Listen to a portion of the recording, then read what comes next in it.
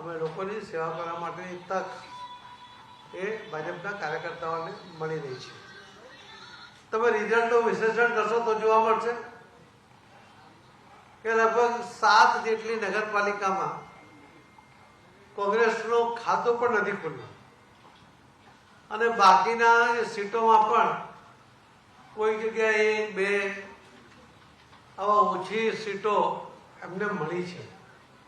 એના પરથી ખ્યાલ આવે છે કે કોંગ્રેસને ઘસારો પણ જબરજસ્ત લાગ્યો છે અને મોદી સાહેબના નેતૃત્વમાં ભારતીય જનતા પાર્ટીને અને એના કાર્યકર્તાઓ પર લોકોનો વિશ્વાસ પણ વધ્યો છે. તમે જોયું હશે કે ધારાસભ્ય પોતે જ્યારે ઇલેક્શન લડ્યા નગરપાલિકામાં એમણે પણ હારનો સામનો કરવો પડ્યો. ચાણસ્મામાં પણ કોંગ્રેસના ધારાસભ્ય હતો, ત્યાં પણ બંને નગરપાલિકા ભારતીય જનતા પાર્ટી જીતી છે અને પોતાના નેતા કેવડાવતા એવા આંકલાઓના ધારાસભ્ય, કોંગ્રેસના ધારાસભ્ય એમણે તો મેન્ડેટ આપવા માટેની હિંમત જ નહીં બતાવી.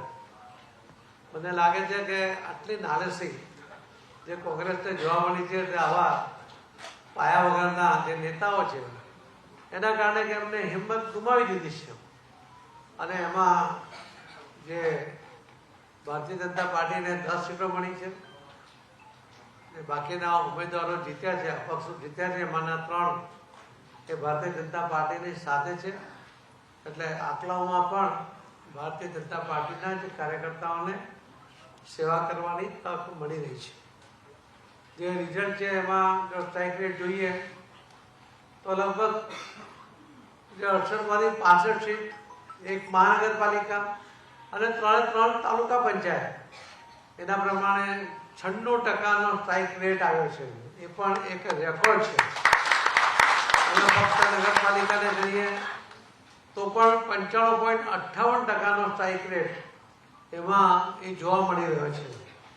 આ જે સ્ટ્રાઇક રેટથી લોકોએ જે વિશ્વાસ આપ્યો છે એના કારણે ભારતીય જનતા પાર્ટીના આગેવાનોની અને કાર્યકર્તાઓની જવાબદારી વધી છે. પણ લોકોએ મૂકેલો વિશ્વાસ એને એટલે નહીં જવા દઈશું. એમણે જે વિશ્વાસ મૂક્યો છે એ વિશ્વાસ અકબંધ રહે, એ વિશ્વાસ વધે એના માટે અમે એ પ્રકારની કામગીરી કરીને એ વિશ્વાસને વધારીશું.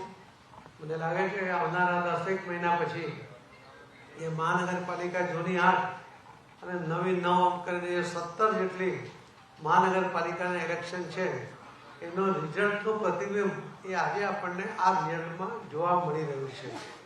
આજે ભવ્ય વિજયને કારણે અમારી જવાબદારી જે વધી છે એટલા માટે અમે જીતેલા ઉમેદવારોને પણ અને સૌ કાર્યકર્તાઓને પણ આ વિજયને વધામણા ચોક્કસ કરે, પણ જવાબદારી વધી છે, લોકોનો વિશ્વાસ વધ્યો છે. એ વિશ્વાસ જાળવવા માટેનો પ્રયત્ન પણ સાથે સાથે સભાનપણે કરે એવો અમે સૂચના પણ આપી છે અને અમે હજુ પણ આપીશું. લોકોના વિશ્વાસને ટકાવવા, એમને વધારવા અને એમના મૂકેલા વિશ્વાસને સાર્થક કરવા માટે સરકાર અને સંગઠન બંને સાથે મળીને કામ કરશે અને આ ગુજરાતના વિકાસ એ વધુ વેગવંતો બને એના માટેના સફળ પ્રયત્ન આપ સૌના સાથે રહીને અમે કરીશું. ફરીથી હું પ્રિન્ટ અને ઇલેક્ટ્રોનિક મીડિયાના મિત્રોને વિનંતી કરું છું કે આપના માધ્યમથી આ વિજયને લોકો સુધી પહોંચાડો અને એમને મૂકેલા વિશ્વાસને અમે સાર્થક કરીશું. એ વાત પણ લોકો સુધી પહોંચે એની મારી નમ્ર વિનંતી છે.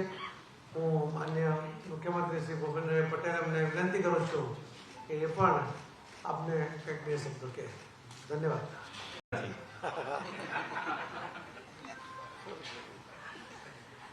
આજની પ્રેસ વાર્તામાં પ્રદેશના યશસ્વી અધ્યક્ષ અને કેન્દ્રીય મંત્રી સી આર પાટીલજી, અમારા વડીલ મુરબ્બી સુરેન્દ્ર કાકા, રજનીભાઈ, વિનોદભાઈ, ગોરધનભાઈ, જયંતિભાઈ, આપ સૌ ઉપસ્થિત સૌ કાર્યકર્તાઓ, ધારાસભ્યશ્રીઓ અને પ્રેસ મીડિયાના સૌ મિત્રો, આપ સૌને મારા નમસ્કાર.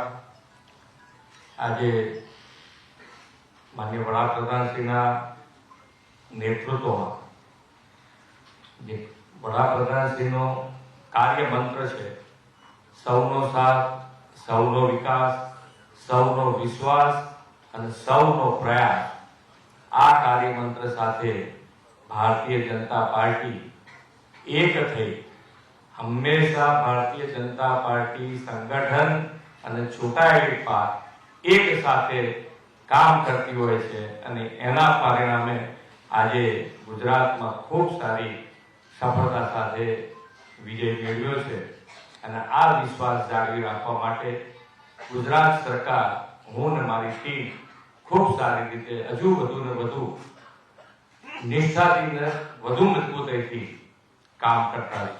धन्यवाद। 68 नगर पालिका, 1 महानगर पालिका और 3 तालुका पंचायत और कई जगह पर बाई इलेक्शन थे। आज काउंटिंग का दिन था। सुबह से जिस तरह से जो मतदान में काउंटिंग के जिस तरह से फिगर बाहर आ रहे थे तो दिख रहा था कि भारतीय जनता पार्टी हर जगह पर बहुत ही अच्छी तरह जीत रही है। माननीय हमारे प्रधानमंत्री श्री नरेंद्र मोदी जी, श्री अमित भाई शाह जी और हमारे मुख्यमंत्री श्री भूपेंद्र भाई पटेल जी, उनके ऊपर विश्वास रखते हुए संगठन के साथ लोगों ने जिस तरह से भारतीय जनता पार्टी के कैंडिडेट को विजयी बनाया है, उनके लिए मैं उनका बहुत बहुत आभार व्यक्त करता हूँ। माननीय प्रधानमंत्री श्री मोदी साहब का भी बहुत बहुत धन्यवाद करता हूँ कि उनकी लोकप्रियता, उन्होंने गुजरात को जिस तरह से डेवलप किया है